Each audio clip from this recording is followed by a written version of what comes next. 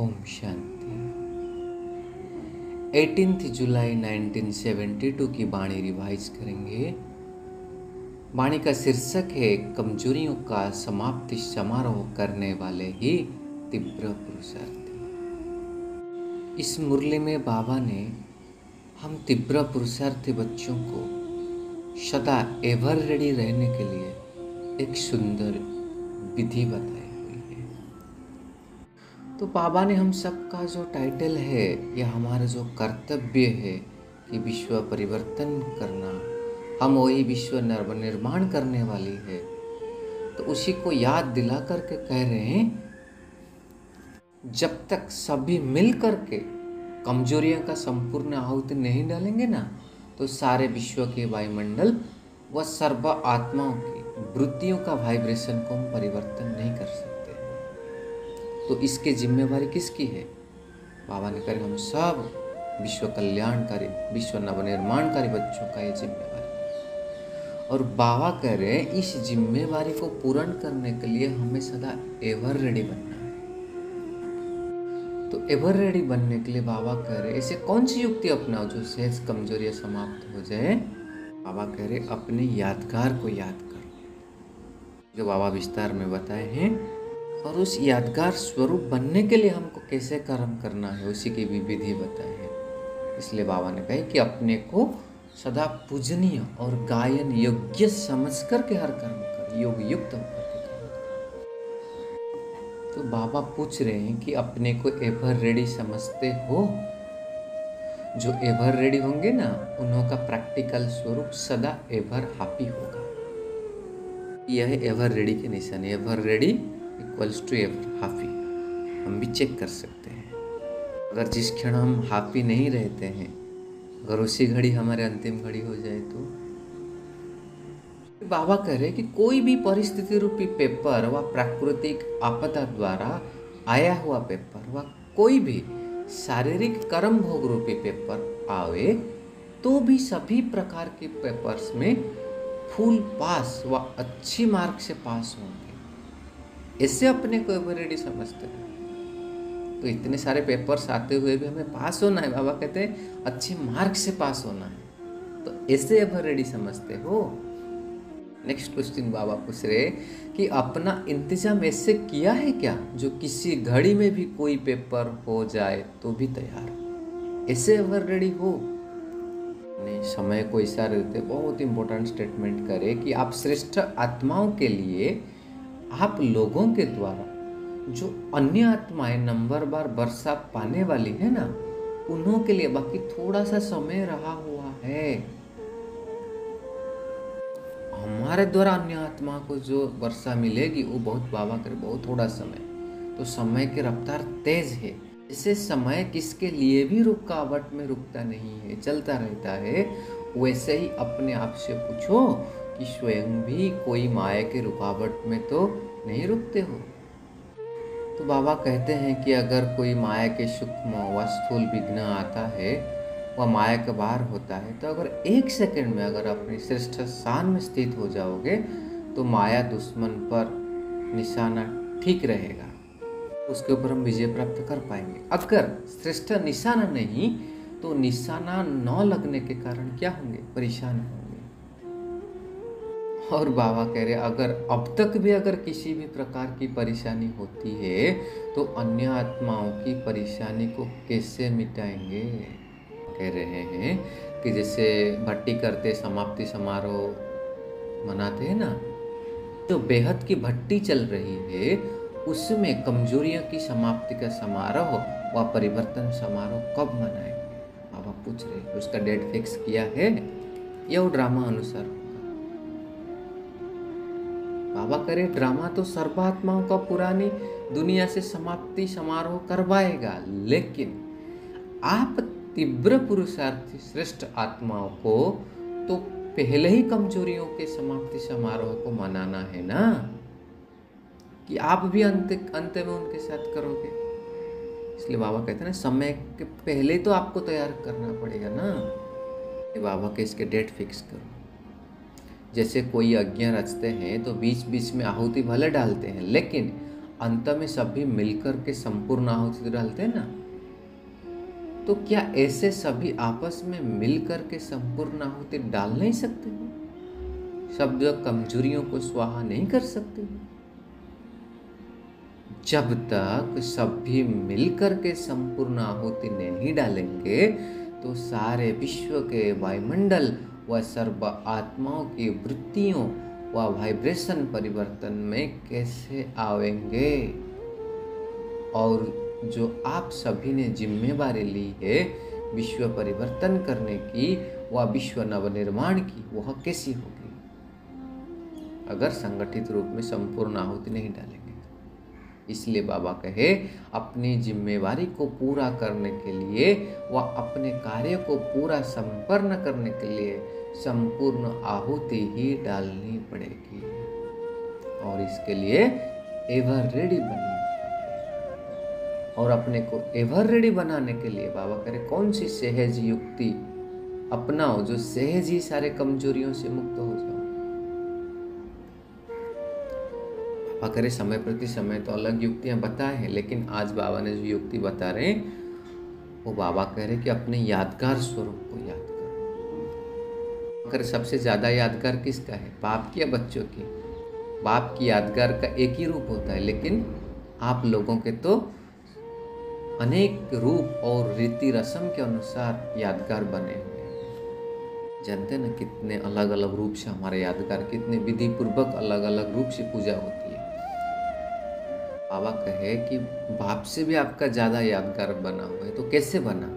आपके प्रैक्टिकल श्रेष्ठ कर्म का, श्रेष्ठ स्थिति के ही तो यादगार बना है ना। उसकी विधि बाबा बता रहे कि इसीलिए जो भी संकल्प व कर्म करते हो या वचन बोलते हो, उस हर वचन और हर कर्म को चेक करो कि वह वचन वह बोल ऐसा है जो हमारी यादगार बने।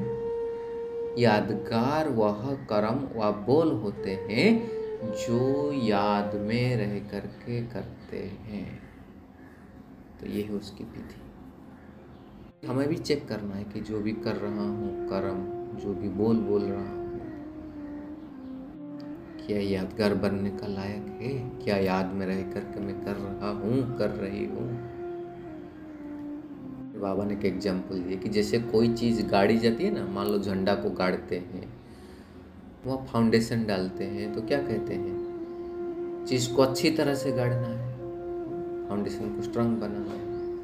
तो ऐसे कहते बाबा, याद से किए हुए कर्म सदा के लिए यादगार बन जाता है अगर हम याद में रह करके योग युक्त होकर के करते हैं। बाबा कहते हैं जैसे देखो दुनिया की कोई भी चीज़ अगर सामने रखा जाता है ना, डिस्प्ले करते हैं जिसको कहते हैं, तो कितना भी छोटी चीज़ हो, कैसे भी चीज़ हो, उसको अट्रैक्टिव स्वरूप बना करके दिखाते हैं ना, कितना सजाते हैं कुछ भी चीज़ को। साधारण चीज़ होगी लेकिन बहुत अट्रैक्शन बना करके दिखाते हैं। बाबा कह रहे हैं तुम्हारे यह अभी के हर कर्म व हर बोल विश्व के आगे यादगार के रूप में आने वाले हैं। ऐसा अटेंशन रखते हुए व ऐसी स्मृति रखते हुए हर कर्म व बोल बोलो जो कि यादगार बनने का योग्य हो। इसलिए बाबा कहते हैं हमारे अभी विश्व के आगे हर कर्म हर बोल यादगार स्वरूप बनने वाला है, इसलिए अटेंशन से करना है। अगर यादगार बनने के योग्य नहीं है तो बाबा कह रहे वो कर्म भी नहीं कर, यह स्मृति में सदा रखो। अगर ये कर्म यादगार नहीं बनाने वाला है तो हम नहीं करना। तो बाबा कहते हैं जो व्यर्थ संकल्प व्यर्थ बोल व साधारण कर्म होते हैं ना, तो उनका यादगार फिर क्या बनेगा? जो व्यर्थ कर्म करते, व्यर्थ संकल्प रचते हैं। प्रश्न पूछा है बाबा ने, तो बाबा कह रहे यादगार बनने के लिए याद में रह करके कर्म करो। फिर बाबा ने बताया कि जैसे साकार बाबा को देखो, वो याद में रह करते थे, इसलिए उनका हर कर्म आज आप सभी के दिल में यादगार स्वरूप तो बन गया ना। साकार बाबा कैसे बैठते थे, कैसे खाते थे, गोबर का उपला भी बनाते थे तो भी किसको साक्षात्कार हो जाता था। बाबा कहते इसलिए यादगार बन गए क्योंकि योग युक्त होकर के करते हैं। ऐसे ही अपने कर्म को भी विश्व के सामने यादगार रूप बनाओ। फिर बाबा पूछ रहे सहज तो है ना? बाबा कहते तो आप अनेक बार कर चुके हो कल्प पहले वाली, उस स्मृति को इमर्ज करो, रिपीट ही करना है अभी तो आपको सिर्फ। तो मास्टर त्रिकालदर्शी बन करके अपने कल्प पहले के यादगार को सामने रख, फिर से सिर्फ उसे रिपीट करो। बाबा कहते अगर इसी स्मृति में सदा रहते हुए पुरुषार्थ करोगे तो फिर कोई मुश्किल होगा क्या? माया अब तक भी इसी स्मृति में ताला लगाती है क्या? ताला खोलने के लिए माया नहीं देती, ताला लगा के रखती है क्या? जब ताला लग जाता है तो क्या बना देते हैं? बेताला बना देते हैं। सभी के ताले खुलने वाले भी बेताले बन जाते हैं। तो यह स्मृति को ताला क्यों लगाया है?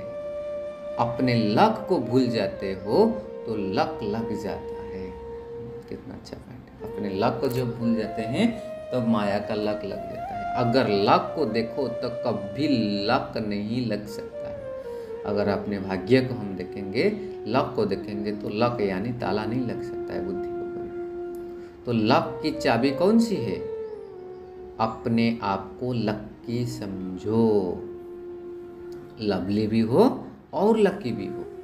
अगर लक को भूल करके सिर्फ लवली बनते हो तो भी अधूरे रह जाते हो। खाली लवली नहीं बने, लवली और लकी दोनों साथ साथ। लवली भी हूँ और लकी भी हूँ, यह दोनों ही स्मृति रहने से कब माया का लक नहीं लग सकता है। तो इसी स्लोगन को हमको याद रखना है। जब हम लवली और लकी बनेंगे तो माया का लक नहीं लग सकता है। इसलिए बाबा कहते अपने कल्प पहले की यादगार को फिर से याद में रह करके रिपीट करो। और अभी भी देखो, अगर कोई यादगार युक्त नहीं बनते तो ऐसे यादगार को देख करके संकल्प आएगा कि यह युक्त नहीं बना हुआ है। बाबा कह रहे हैं कोई देवियों का व शक्तियों का चित्र युक्त नहीं बनाते हैं तो देखते हुए सभी को संकल्प आता है कि यह तो ठीक नहीं है ना। ऐसे ही अपने कर्म को भी देखो, अपने हर समय के रूप व रूहाब को देखो कि इसी समय के मेरे रूप और रूहाब का यादगार क्या बनेगा। वक्त अपने हर समय के रूप और रूहाब को देखो, जो कर रहे इस समय मेरा क्या बनेगा, क्या बनेगा, क्या युक्त यादगार बनेगा। जब युक्त यादगार चित्र होता है तो उस चित्र की भी कितनी वैल्यू होती है। कोई युक्त जब देवी का चित्र बना तो कितना अच्छा लगता है। तो बाबा कह रहे हैं इससे देखो कि हमारे हर समय के हर चरित्र की वैल्यू है, अगर नहीं तो यादगार चित्र भी वैल्यूएबल नहीं बन सकता। समझा? तो ऐसा समय समीप आ गया है जो आपके हर संकल्प के चरित्र रूप में यादगार बनेंगे। आपके हर एक बोल सर्वात्माओं के मुख से गायन होंगे। बाबा करे अभी ऐसा समय समीप आ गया है, इसलिए स्वयं को तैयार करो। तो अपने को ऐसे पूजनीय और गायनीय योग्य समझ करके हर कर्म करो। यही है जिष्ट मुरली खवावन करे कि अपने को प्रैक्टिकल में लाने के लिए अपने को ऐसे पूजनीय और गायनीय योग्य समझ करके हर कर्म करो। अच्छा, हर कर्म याद में रहे, सदा यादगार बनाने वाले लवली और लकी सितारों को बाप दादा का याद प्यार और नमस्ते। ऐसे हमें लवली और लकी सितारे बनाने वाले, हमारे हर कर्म को यादगार बनाने वाले बाप दादा को भी हम बच्चों का याद प्यार और नमस्ते। शुक्रिया, शुक्रिया। और सारा दिन हम यही ध्यान रखेंगे कि मेरा हर कर्म यादगार स्वरूप बन रहा है, यथार्थ युक्त है, युक्त है। इसका यादगार क्या बनेगा। तो ऐसे अपने को पूजनीय और गायन योग्य समझ करके याद में रह करके हर कर्म करना है। फिर शाम को बाबा को चाट देना है। अच्छा जी, ओम शांति। शुक्रिया बाबा, शुक्रिया।